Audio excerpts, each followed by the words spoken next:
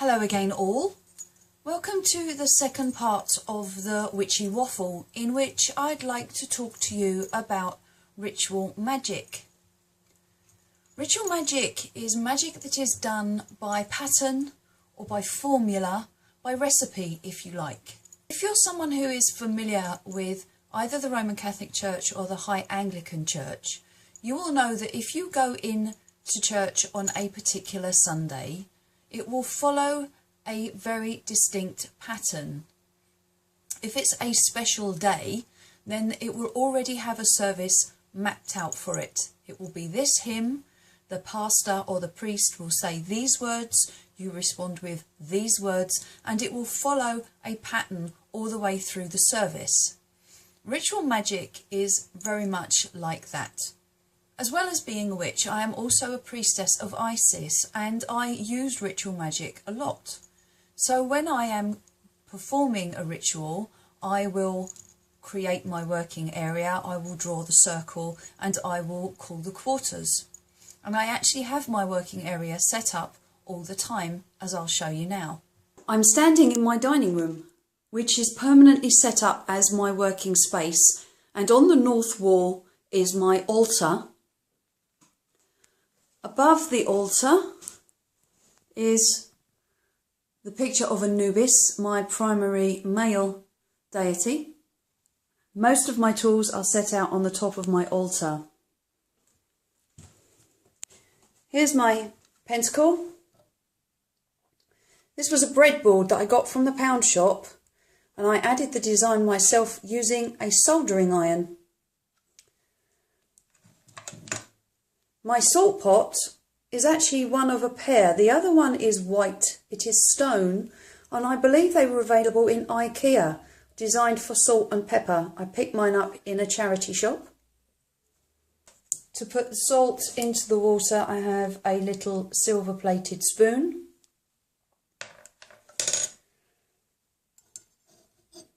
My water dish is a cloche.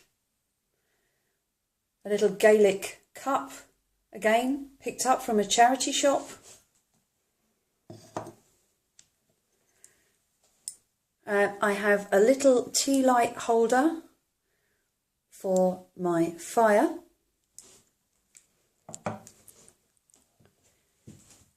My incense burner, this was bought for me, don't know how much that was. I have a pyramid to represent the male deity, and a nice crystal moon to represent the female. On here I've also got a little bell, a large lump of rose quartz, some candles.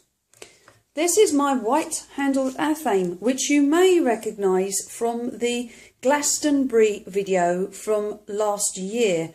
This comes to camp with me and gets used in the kitchen. It's not just a symbolic ritual knife, because it's bloody sharp. My other athame was given to me as a gift, and it has an inlay of mother of pearl. There's a bird shape.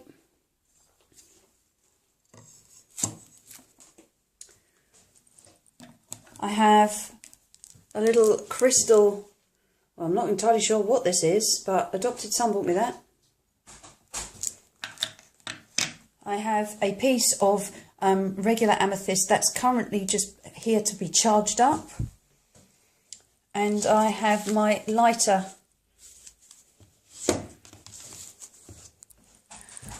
On the right hand side is hubby's staff.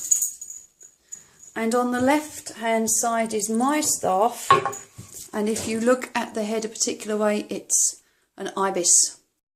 Over on the east wall you will find mine and hubby's wands. These didn't come from a magical equipment shop.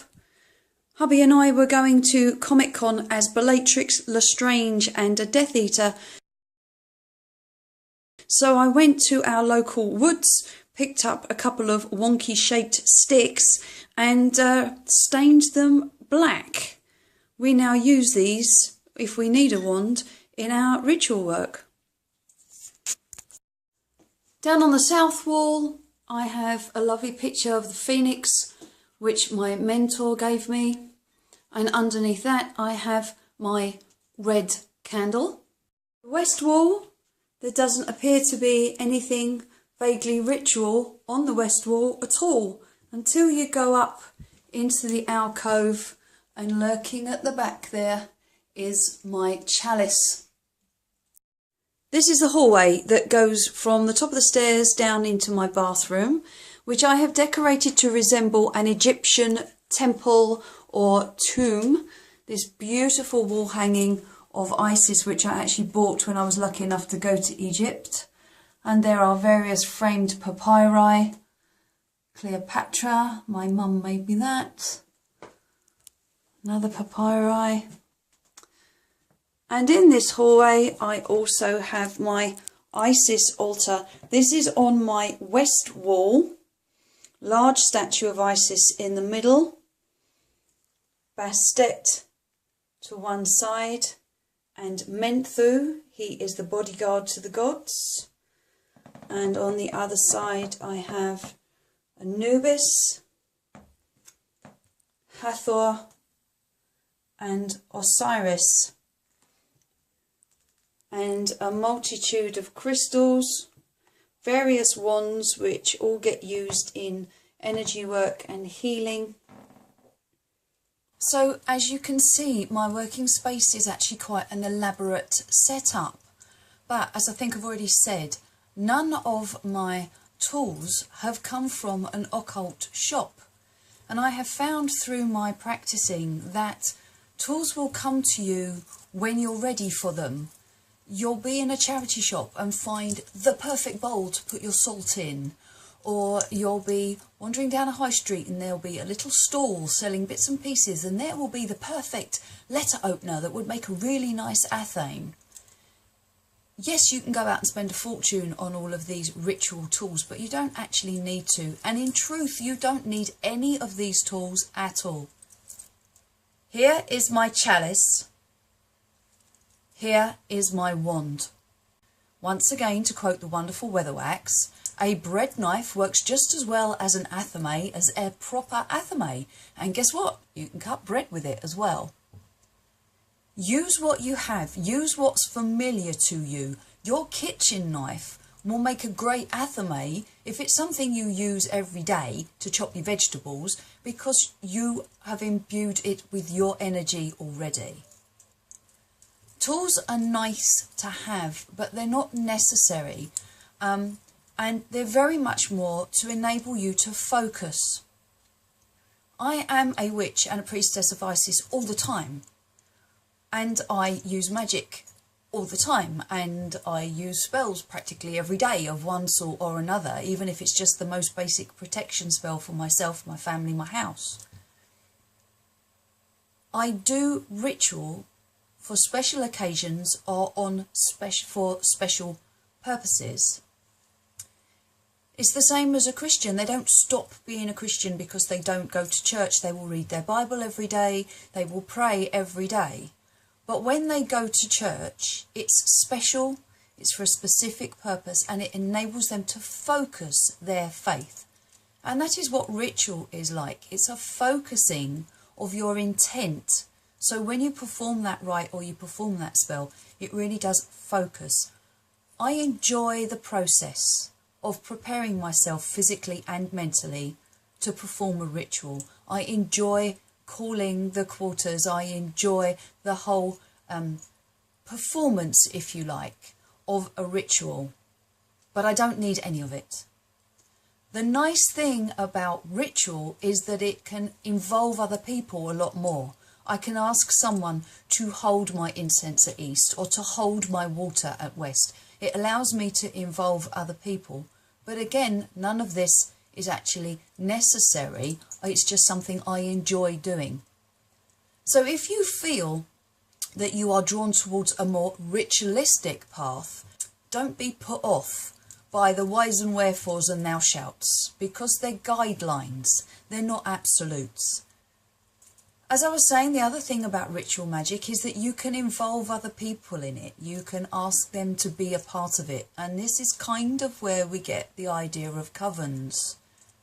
The most natural number for a witch's coven is 1.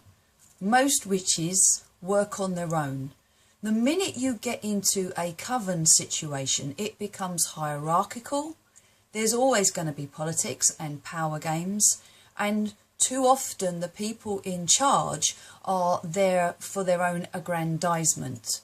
I have nothing against covens per se, but I find too often that there's an underlying current of I am more pagan than thou, I am more witch than thou, which I just can't be doing with. So for the most part, I work on my own. When I do work with other people doing ritual magic, it's people that I know I can trust, and I allow them to have equal input. So I will ask them to perform a particular task, but I let them do it how they feel led to do it. Another one of my jobs as a priestess of Isis is to help to train other people. And the most important thing that I can teach them is to do things their way. So you have seen how I set my altar out. I've been doing it that way for years. It works for me, but that's my way. You read these spell books and these grimoires, it will tell you that you need to put a red candle here or a blue bowl there, or you need to put a pink dish on your head, I don't know, whatever. They're guidelines. These spells, these rituals have been written by other people and they work for the person that's written them. And yes, they may very well work for you, but when you're setting out your altar or you're going through the ritual, reading it through before you actually perform it, you may think to yourself, well, hold on a minute, I actually want to put this over here and bring that down to there. If that's how you're feeling, then do it. All of these spell books, all of these grimoires, they're a guide. Go with your gut, go with what feels right for you if you're going to do any kind of ritual work at all. Once again, to come back to the difference between witchcraft and ritual.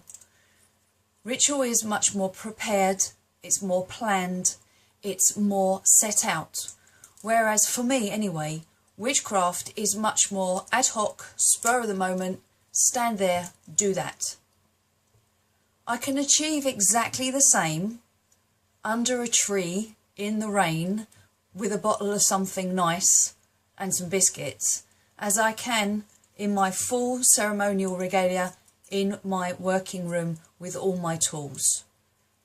There is a place for both, there is a use for both, but you have to do what you feel is right for you. And if ritual magic is too formal for you, is too formalised for you, then stick with witchcraft. If, however, you are someone that has been brought up with routine and with ceremony, so you're used to the church or temple or mosque or synagogue, and you're more comfortable in the flow and pattern of a more service-like ritual, then ritual magic is clearly your path. As usual, if you have any comments or questions, please do leave them down below. You may well give me fodder for the next witchy waffle. Until the next time, take care. Bye.